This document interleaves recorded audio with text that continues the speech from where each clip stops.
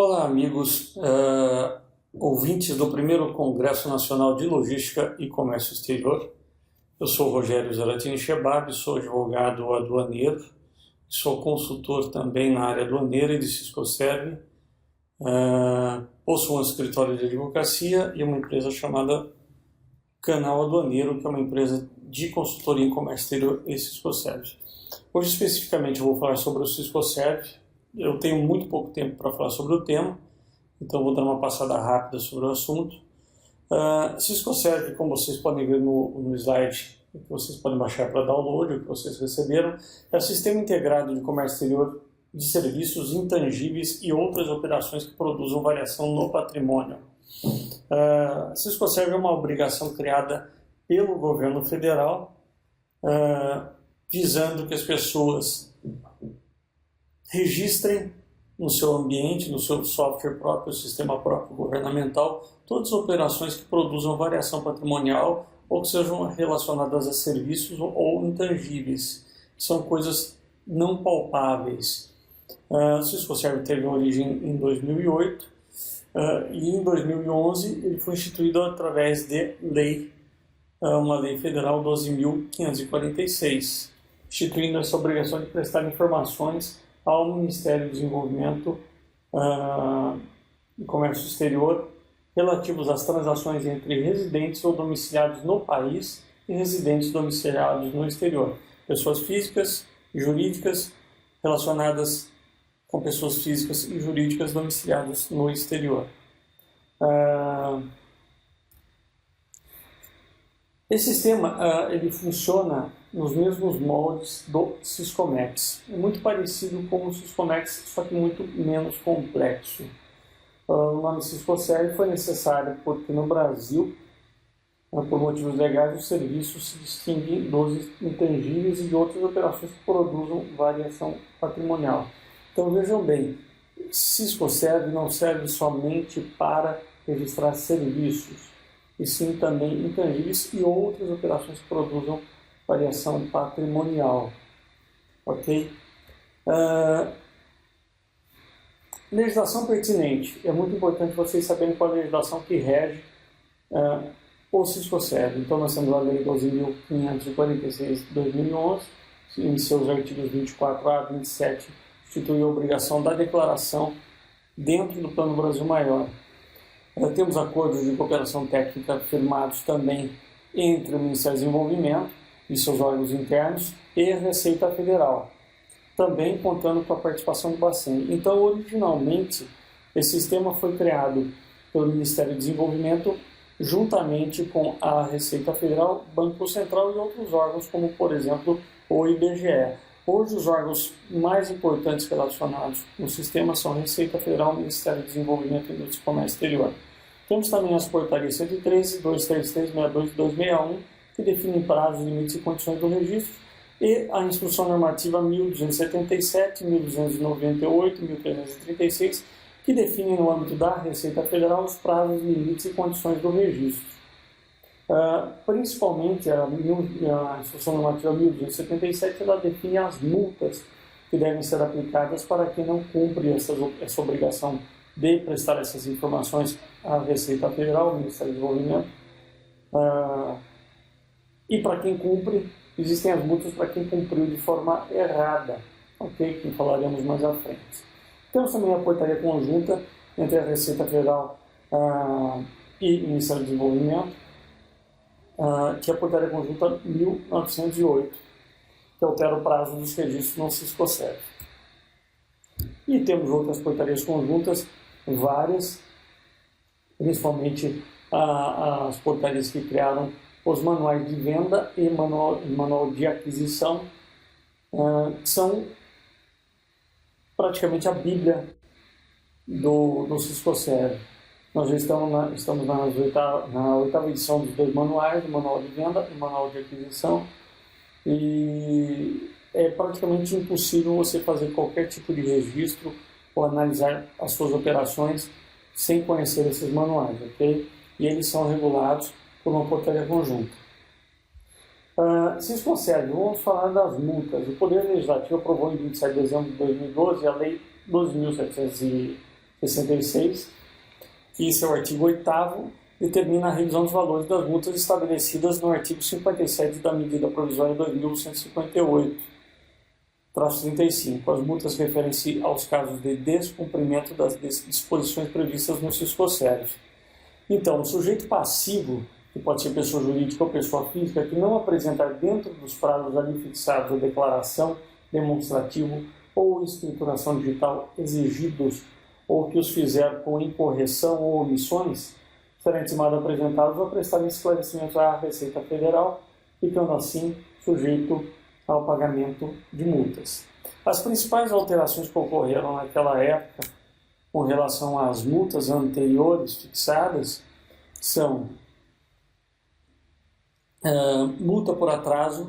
Então hoje nós temos a multa por atraso, que é aquela multa que para quem não presta nenhum tipo de informação ou, resumidamente, que não faz o registro de venda ou aquisição de pagamento ou de faturamento no sistema, nós temos essa multa de atraso, por atraso, que é a multa de R$ 500 por mês calendário ou fração relativamente às pessoas jurídicas que estiverem em início de atividade ou que sejam imunes ou isentas ou que, na última declaração apresentada, tenham apresentado lucro presumido pelo Simples Nacional. Então, R$ 500 por mês de atraso por registro atrasado. Essa multa ela é cumulativa, a multa por atraso. Até que a Receita Federal se posicione de forma contrária, hoje nós podemos interpretar pela Instrução Normativa 1277 que as multas são cumulativas por registro. E por mês de atraso, cumulativas por registro. Então, nós temos, por exemplo, registro de aquisição, RAS, atrasado. Se você tiver um atrasado 6 meses, 6 vezes a multa. Se você tiver um registro de venda, RVS, atrasado 6 meses, 6 meses ou 6 vezes o valor da multa. E assim, para o registro de faturamento e de pagamento.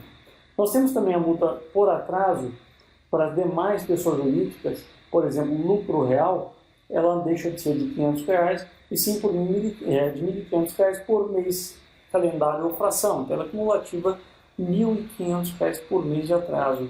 É uma multa altíssima, muitas vezes muito superior ao valor da operação. Okay? E temos também a multa de R$ 100 por mês calendário ou fração para pessoas físicas. Se você quiser pagar esta multa antes do início de qualquer procedimento de ofício ou de uma ação fiscal, você pode pagar ela com o benefício da redução de 50%. Então, ou seja, você apura que você tem N registros atrasados, vezes N meses, apura esse valor e recolhe pela metade esse valor e vai e faz o registro. Eu recomendo que se faça também o registro acompanhado de uma denúncia espontânea protocolada juntamente com a Receita Federal. Eu continuo achando muito alta essa multa, mesmo com desconto de 50%. Conheço várias empresas que, se fossem pagar hoje essa multa, elas fechariam. Nós temos também a multa por não atendimento a qualquer intimação da Receita Federal, que é de R$ 500 por mês calendário, que vale tanto para pessoa jurídica quanto pessoa física. Essa não me importa muito. A primeira, sim, é a multa por atraso nos registros. E nós temos uma outra multa, que é uma multa também pertinente, uma multa importante, que é a multa por informação inexata, que é de 3% não inferior a R$ 100 do valor da transação comercial ou das operações financeiras. Ok? No caso de informação omitida, inexata ou incompleta. Ou de 1,5%, não inferior a R$ 50, aí para pessoa física ou de terceiros em relação aos quais seja responsável tributário. Essa também não é muito frequente. Eu me preocuparia mais com multa de 3% no caso de informação inexata, incompleta ou omitida. Ou seja, você fez o registro e esqueceu de preencher um campo obrigatório, como, por exemplo, o campo do NIF, que é o número de identificação fiscal da empresa no exterior. Então, o CNPJ da empresa no exterior. Você preenche em branco, o sistema permite que você deixe esse campo em branco, mas a legislação não permite. Então, mesmo que você registre tudo e deixe esse campo em branco e o sistema aceite que você feche o registro, você pode incorrer na penalidade de ter que pagar essa multa, ok? Cisco Serve Acesso Registro. Como que você faz o acesso ao sistema Cisco Serve? O sistema Cisco Serve é um sistema web. Hoje é um sistema instável, é um sistema complicado de se preencher, é um sistema não muito confiável ainda, por isso que nós utilizamos sistemas offline, de preenchimento offline, que você compra, existe no mercado. Eu particularmente uso o sistema By Cisco da Bysoft, foi o primeiro sistema criado para fazer o preenchimento do Cisco Serve Offline, criado até antes mesmo da própria entrada em vigor do Cisco Serve. E você faz o acesso ao sistema usando o eCPF. Então você pega o eCPF, que é o cartãozinho ou token, e a pessoa habilitada para fazer isso por procuração eletrônica pelo ECAC, ela ganha poderes através de uma procuração eletrônica da pessoa responsável tributária para efetuar o registro, e com o eCPF ela acessa o sistema, ok? E como você faz essa procuração eletrônica, né? Procuração eletrônica, ela é feita através do sistema ECAC, como eu disse agora há pouco. Então, a pessoa jurídica entra lá com o CNPJ dela ou o CPF do responsável pela empresa e habilita o CPF daquela outra pessoa para efetuar os registros para ela, ok? Isso você faz em 1 minuto, é um processo muito rápido. No nosso PPT existe todo um caminho na web para você ter acesso ao ECAC e ao campo que permite a concessão da procuração eletrônica. A conexão do Cisco Serve ela é feita através da web, como eu falei, por um usuário com certificado digital, com o CPF dele. E você tem que ter você tem que estar com a internet habilitada para fazer isso naquele determinado momento. Você pode fazer o registro individual, isolado, ou você pode fazer o registro à parte em outro sistema e transferir um arquivo zip contendo todos os seus registros, RAS, RDS, RP ou RF. Com arquivo zip você transmite em lote, ok? O registro individual você pode fazer um software externo ou no próprio sistema do governo, você faz e já retorna o número do registro para você. Essa é a vantagem. A desvantagem é que você tem que fazer um registro por vez. O sistema de transmissão em lote, que é o arquivo zip, você pega, faz separado e transmite, e é muito mais vantajoso. Você pode transmitir 500, 1.000, 2.000, 3.000 registros muito rapidamente. A desvantagem da transmissão em lote é que você não recupera o número do registro naquele momento. Muitas vezes isso leva 4, 5 dias, pode levar até 20, 25 dias, como eu já vi, dependendo do número do arquivo. Então você só vai saber muitos dias depois se aquele seu lote, aqueles registros foram processados. Você pode ser surpreendido com uma notícia de que daqui 10 dias de que o seu registro não foi processado. Essa demora se deve à instabilidade do sistema que ainda não foi resolvida pelo SERPRO. Isso é observado por várias empresas, ok? Então eu sempre recomendo que quando você vai transmitir um registro em lote, você não faça isso no último dia útil do mês. Você faça isso com uma certa antecedência. Quais são as diferenças? Para quem conhece o comércio exterior sabe isso muito bem. O que é Cisco Serve e o que é Ciscomex? As pessoas que mexem com o comércio exterior conhecem muito o Ciscomex, mas talvez não conheçam o Cisco Serve. Mas o Ciscomex e o Cisco Serve eles são muito parecidos em alguns pontos, principalmente na forma, na numeração de classificação. A classificação de serviço é muito parecida com a classificação de mercadorias. Então nós temos aqui, comparativamente, Cisco Serve, nós registramos o quê? Serviços intangíveis e outras operações que produzam variação no patrimônio. Ciscomex você só registra bens e mercadorias, ok? Ah, mas eu tenho frete no Siscomex, eu registro no Siscomex o frete? Não, você registra o frete no Siscosserv. Ah, eu tenho no Siscomex uma admissão temporária para utilização econômica, modalidade locação, aluguel. Registro no Siscosserv? Registro no Siscosserv. Então, se você está fazendo uma admissão temporária no Siscomex, certamente você terá que registrar esse aluguel no Siscosserv. No Siscosserv, você tem um registro posterior ao início da venda, por exemplo. Vou falar de serviço, tá? Que é muito mais fácil, não vou falar de intangível, variação patrimonial. Serviço. Ocorreu o serviço, o início da prestação de serviço, aí eu registro. Ok? Siscomex, você faz um registro da aquisição da mercadoria anterior à importação ou exportação dos bens. Então, a mercadoria chegou, você registra no Siscomex, daí então vai começar o desembaraço da mercadoria. No Siscosserv não há, pelo menos por enquanto, nenhuma anuência de órgão governamental. Por exemplo, no Siscosserv você não precisa da anuência de uma Anvisa, de outro órgão. No Siscomex você precisa, né? Dependendo do caso, no caso de um licenciamento prévio, você precisa da anuência de um órgão, como por exemplo a Anvisa. Não existem tantos outros órgãos, então a Anvisa é o mais comum.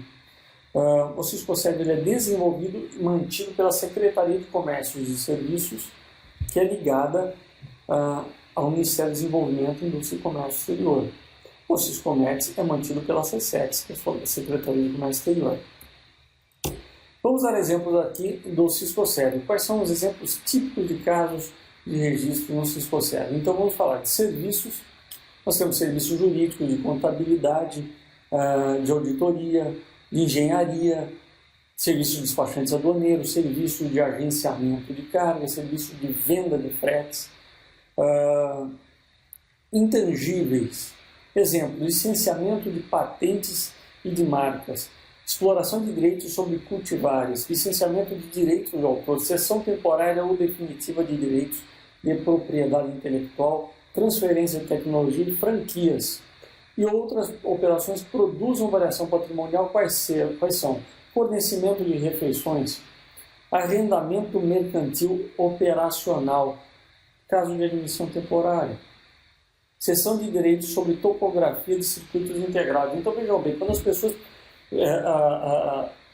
veem o Siscosserv, elas só pensam em serviço. Não, nós temos vários outros casos de obrigação de registro, que não só serviço. Por exemplo, frete não é serviço, frete é considerado um intangível. Então, frete tem que ser registrado. Quem é o público-alvo do Siscosserv? Isso é muito importante, ok? Além de você analisar o que é de obrigação de registro, como eu falei agora há pouco, serviço, intangível e casos que produzem variação patrimonial, você tem que saber quem são as pessoas obrigadas. Então, são pessoas físicas, jurídicas e entes despersonalizados, domiciliados no país, que realizem operações de comercialização de serviços intangíveis e operações que produzem variação patrimonial com pessoas físicas ou jurídicas no exterior. Ok? Quem está dispensado? Pessoas jurídicas optantes pelo simples, as operações que não tenham utilizado mecanismos públicos de apoio ao comércio de exterior, de serviços de intangíveis e demais operações. E quem mais? Pessoas físicas residentes no país, que em nome individual não explorem habitual e profissionalmente qualquer atividade econômica de natureza civil ou comercial com fim especulativo de lucro mediante venda a terceiros de bens ou serviços, desde que não realizem operações com valor superior a $30 mil por mês. Ok? Quem mais está dispensado do registro? Pessoas jurídicas, do simples, físicas e, por exemplo, no caso de pessoas físicas que viajem no exterior a serviço, as pessoas perguntam: eu sou funcionário de uma empresa, eu viajo a trabalho em nome da minha empresa, eu devo registrar os gastos que eu faço com o meu cartão ou com o cartão corporativo da empresa? Eu sou pessoa física, eu estou efetuando gastos em nome da empresa, mas como pessoa física, eu devo registrar ou não? Existe um entendimento um pouco controverso ainda, que é um entendimento que não está muito claro na legislação, de que você sendo funcionário, cometendo esses gastos em nome da empresa, ainda que com o seu cartão de crédito, você não precisa registrar as despesas que tenham caráter, conotação de gastos pessoais. Esse é o entendimento. As outras sim. E existe um entendimento de que você não precisa registrar nada, mesmo que sejam despesas em nome da empresa, se essas despesas não estourarem $30.000 mês. Ok? Eu fico em dúvida, sinceramente eu fico em dúvida porque para mim a legislação não está muito clara. Nesse caso eu recomendo a vocês que efetuem uma consulta formal à Receita Federal. Existe instrução normativa específica para isso, ok? Para a formalização de pedido de consulta para que a Receita Federal te responda o que é certo e o que é errado. A obrigação de registro ela não se estende às transações envolvendo serviços intangíveis incorporados aos bens e mercadorias importadas, registradas no Sisconex, ok? O que é incorporado? O frete é incorporado? Não. Seguro é incorporado? Não. O que é incorporado ao bem? Por exemplo, um software incorporado no GPS nativo de um carro que você importou. Você não precisa registrar a aquisição desse software, desse licenciamento desse software. Por quê? Porque esse software já está incorporado no carro, ok? Então, serviço de frete seguro de agentes externos, bem como demais serviços relacionados a operações de comércio exterior, serão objeto de registro no Siscosserv porque não estão incorporados aos bens e mercadorias. E isso está muito claro na legislação do Siscosserv, ok? Quanto a isso, eu não tenho dúvida nenhuma. Quais são as informações necessárias para registro no Siscosserv? Vejam bem, vocês lembram daquela multa por informação inexata e principalmente informação omitida, ou incorreta, mas principalmente omitida? Vejam só, muitas dessas informações, o sistema não permite o registro sem elas, mas como eu disse anteriormente, o NIF é um campo que você deixa em branco. E o sistema permite o registro, a finalização do registro. E você incorre um risco de ser multado por isso. Okay? Então, informações, por exemplo, data de início da prestação do serviço ou transferência do intangível. Então, que documentação a gente pode utilizar para analisar essa data? Então, por exemplo, uma invoice, uma debit or credit note. A data de fim é uma outra informação muito importante. A data de fim da prestação do serviço. Valor do serviço, NBS, que é um númerozinho parecido com a NCM, no caso de mercadorias, que é o número de classificação do serviço. País de execução e país de destino. São informações muito importantes, ok? Indispensáveis. Outras informações. NIF, que é o número de identificação fiscal da empresa estrangeira. Endereço do prestador ou do tomador de serviços. Código de moeda. Enquadramento do serviço. Se for amparado por qualquer operação de enquadramento. Informações complementares. É um campo de preenchimento livre, não obrigatório, ok? Número de DI, no caso de importação, e RE, no caso de exportação. Então, são bastante informações. Outra informação necessária é um modo de transmissão.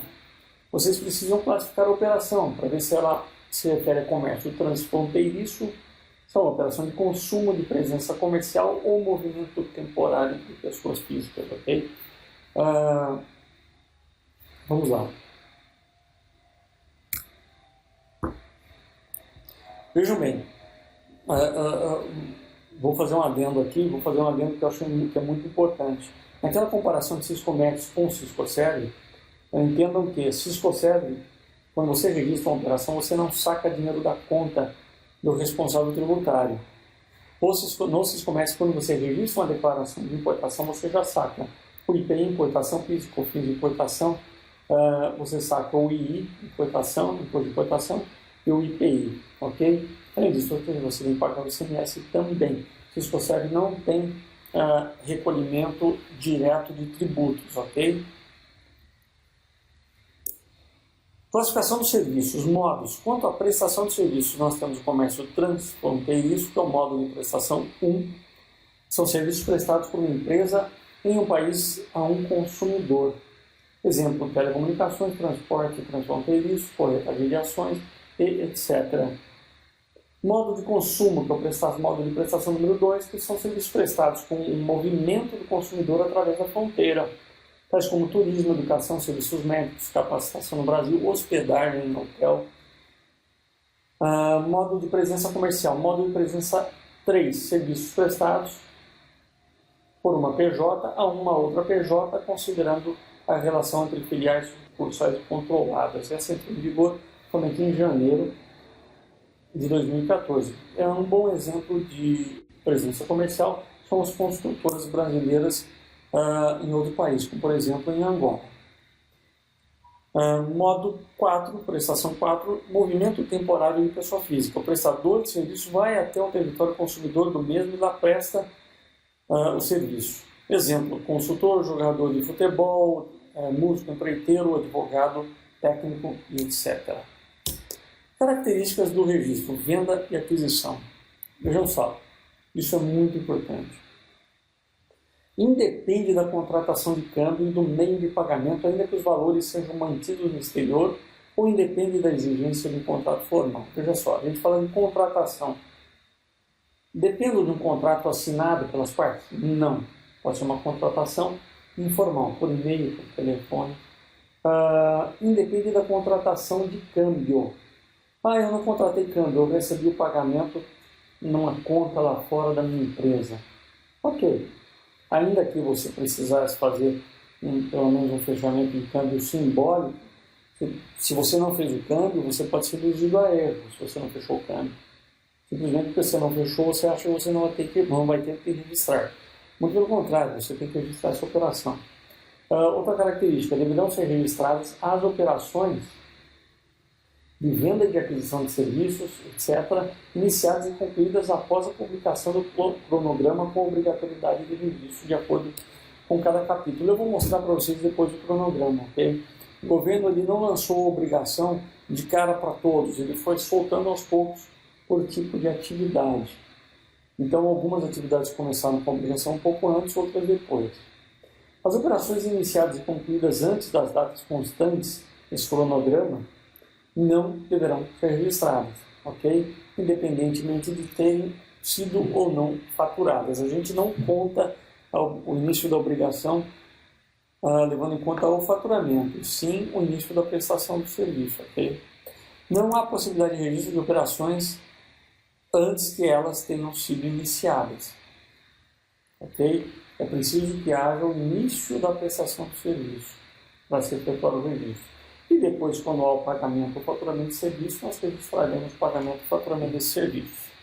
Cada RVS, que é venda, RAS, que é aquisição, ou registro de presença comercial, RPC, destina-se a apenas um contrato só de prestação de serviços, ainda que seja informal, de transferência de intangível ou de realização de operação que produza variação patrimonial. Cada contrato pode conter uma ou mais operações no mesmo RVS ou RAS, ou presença comercial, desde que todas as operações sejam cursadas com o mesmo adquirente, ok? Cisco-Serve, módulo de venda e aquisição. Em ambos os casos, tanto na venda ou na aquisição, a premissa básica consiste nas operações realizadas entre residentes e domiciliados no Brasil e domiciliados no exterior. Operações locais não são objeto de registro, ok? A responsabilidade do registro no modo de venda ou de aquisição é do domiciliado do país, que mantém a relação contratual com o domiciliado ou residente no exterior. Ok? Ainda que essa transação preveja subcontratação de residente ou domiciliado no país ou de sua filial, sucursal ou controlada no exterior. Exemplo: importador contrata o armador ou transportador lá fora, utilizando a subcontratação e intermediação de um agente de cargas, ok? Quem registra compra e venda de frete, esses dois, armador e importador. O agente de carga não registra o frete em 95% casos. Raríssimas exceções ele registra, ok? Em 95% dos casos. o agente registra o quê? Registra o profit, que é o ganho dele na operação. Módulo de venda e módulo de aquisição. O que nós colocamos e inserimos no módulo de venda? Informações comerciais e financeiras que envolvam a venda, óbvio. No módulo de aquisição, informações comerciais e financeiras que envolvam a aquisição, óbvio. Módulo de venda tem 3 tipos de registro. Módulo de aquisição tem 2. Venda temos venda, faturamento, presença comercial. Aquisição nós temos aquisição e pagamento, só. Um a menos então. Módulo de venda desenvolvido com base no conceito contábil de competência e o módulo de aquisição é desenvolvido com base no conceito contábil de fluxo de caixa.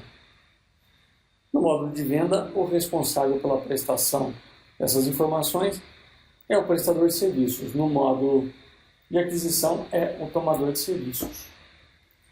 Características do registro. Continuação. Características do registro de venda, aquisição, presença comercial. Caso o contrato envolva mais de um adquirente, deverá ser registrado um RBS, um RAS ou um RPC por adquirente vendedor, ok? Por exemplo, quando o contrato for assinado com uma empresa matriz e suas filiais em países diferentes, e o faturamento for efetuado por empresa e não apenas para uma matriz, deverão ser registrados tanto os RBS, RAS ou RPC, quanto sejam os adquirentes ou vendedores, ok? O aditivo poderá ser feito quando houver nova operação. Existe um aditivo para o registro também, ok? É um pouco mais complexo, eu não vou falar aqui agora.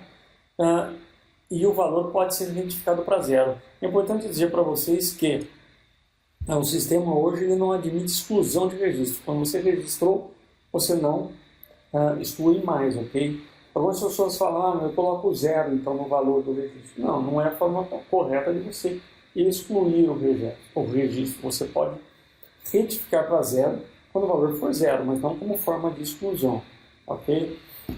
Os prazos para registro de venda e aquisição. Até 31/12/2013, o prazo era o último dia útil do 6º mês subsequente ou da data de início da prestação de serviços. Então, vejam bem, em 2013, você tinha 6 meses para fazer um registro da sua operação. Então, se iniciou minha obrigação agora, supondo que minha obrigação tenha iniciado em abril de 2013, por exemplo, aquisição de frete, que começou em abril de 2013, eu tinha 6 meses para registrar essa operação de abril de 2013. Então, abril, mês subsequente, maio, junho, julho, agosto, setembro, outubro. Eu tinha até o último dia útil, não o último dia do mês, o último dia útil de outubro para registrar aquela operação de abril de 2013 relativa a frete, que foi quando começou a obrigação do frete, do profit também. Esse prazo ele mudou. Em 2014 são 3 meses subsequentes, em 2015 um mês. Então no mês subsequente ao fato você já tem que fazer o registro, ok?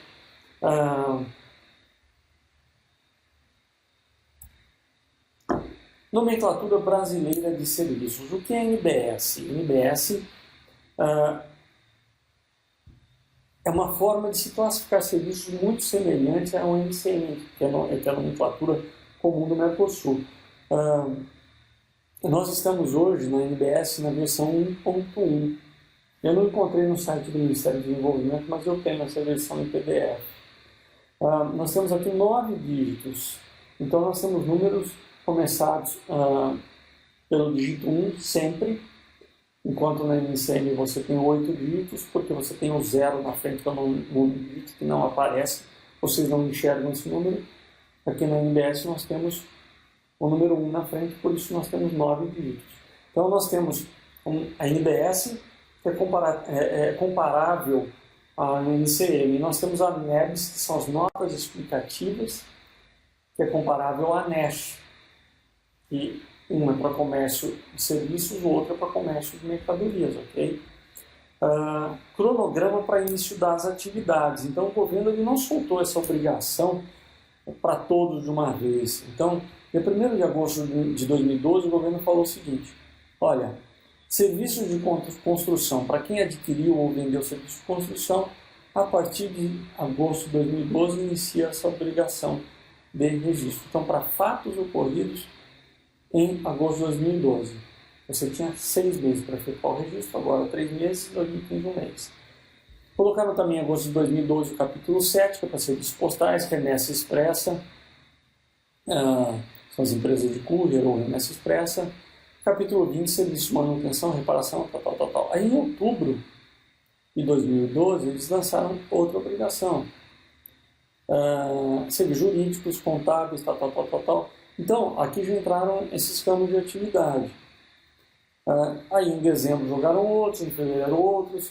Aí em abril entrou, que é 1º de abril de 2013, entrou o serviço de transporte de cargas, que é um muito polêmico, que é o caso dos fretes. E apoio aos transportes, que é o caso do agenciamento, PROF.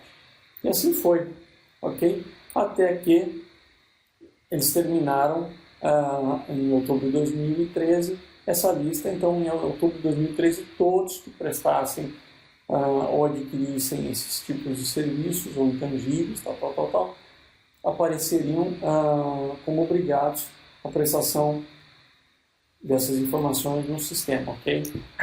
Documento de suporte. A importância do documento de suporte. Com a flexibilização das regras do Banco Central para o fechamento de câmbio, houve no mercado a supressão de etapas importantes para o enquadramento das operações. A não exigência de contrato entre as partes e, consequentemente, a não exigência de anúncia prévia do Bacen para que o fechamento de câmbio se concretizasse, fez com que as empresas abrissem mão da elaboração de contratos, ok? Então, se você não tem um contrato, você precisa saber qual é o início da prestação do seu serviço. Para que possamos atribuir corretamente a natureza do câmbio e dessa forma determinar quais tributos estarão envolvidos na operação, vejam bem, não são tributos recolhidos no registro dos processos, são tributos relativos à operação, por exemplo, imposto de renda, tá? Pessoa jurídica. Então é indispensável que tenhamos em mãos o máximo de informações possíveis para você poder efetuar o registro. Existem ainda operações relacionadas com intangíveis, com pagamento de cessão de uso de licença de software, são extremamente controversas e, como tais, só podem ter suas nuances devidamente esclarecidas se tivermos em mãos documentos capazes de nos motivar a atribuição da natureza de câmbio, ok? Por que isso é importante? Muitas vezes as pessoas fecham câmbio, fechavam, agora não existe mais isso, câmbio com uma natureza que servia para tudo, ok? Então ficava impossível, pelo fechamento de câmbio, saber que tipo de serviço deveria ser registrado. Então, o câmbio não batia com a documentação de suporte, que não batia com o registro do SUSCOSERV. Então ficava a dúvida, ficava aquela bagunça que para a Receita Federal é maravilhoso na fiscalização, né? Finalizando a palestra, como eu tenho muito pouco tempo, tive que falar correndo demais, eu quero dar algumas dicas para vocês. SUSCOSERV não é brincadeira, as multas são muito pesadas, tá? Muitas empresas estão atrasadas nos seus registros. Então, a primeira coisa que vocês têm que fazer, uma análise das suas operações, ok?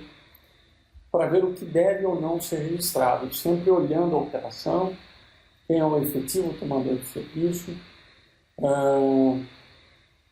quando ocorreu o início dessa operação, se houve ou não pagamento ou faturamento por isso. Depois que vocês fizerem essa análise, aí vocês vão efetuar o registro. Efetuem os registros dos casos que estão dentro do prazo. Os atrasados, efetuem os registros fazendo uma denúncia espontânea à Receita Federal, mas não deixem de registrar, porque essa multa ela cresce a cada dia. Se vocês foram autuados, não saiam pagando auto de infração, notificação de lançamento. Vocês podem impugnar, fazer defesa administrativa em 2 instâncias, ok? Delegacia de julgamento, no CARF em Brasília. Dependendo da votação no CARF, existe mais um recurso. Existe ainda a via judicial para brigar contra essa autuação. Se vocês já efetuaram registros, façam análise para ver se esse registro ou esses registros foram feitos corretamente, façam a extração desses dados e analisem isso. Porque para o caso de vocês constatarem que existem falhas nesses registros, vocês podem fazer uma retificação deles conjuntamente com uma denúncia espontânea, ok? E façam, no caso de dúvidas, façam isso. Isso é muito importante, a Receita Federal mesmo fala, e eu concordo com isso. Façam consultas formais à Receita Federal com base na instrução normativa própria, perguntando se você está obrigado ou não a efetuar o registro. Naquele caso, você pode fazer uma consulta para cada caso, ok? Se você tiver 10 casos, são 10 consultas. Perguntem se vocês estão obrigados ou não a fazer o registro. Se estão, perguntem em qual NBS, em qual módulo, façam essa pergunta. Porque a partir do protocolo até o 30º dia posterior à decisão, que é a solução de consulta, vocês não poderão ser multados durante esse período. Vocês têm ainda 30 dias para fazer os registros da forma que a Receita está mandando, ou corrigir os registros que vocês erraram durante a vigência desse pedido de consulta, sem ser multados, ok? Então é muito importante, você tem imunidade enquanto a sua consulta está na Receita Federal e até 30 dias após, ok? Bem, eu queria agradecer a todos vocês pelo tempo dispensado. Peço desculpas por ter falado correndo demais, porque o tempo é muito curto, mas é muito importante que vocês se atenham a essa nova obrigação, porque as multas são muito pesadas e ela existe e ela não vai deixar de existir, porque ela já está arraigada. Isso não vai cair, ok? Se disseram para vocês que o Cisco7 vai cair, é mentira. Muito obrigado.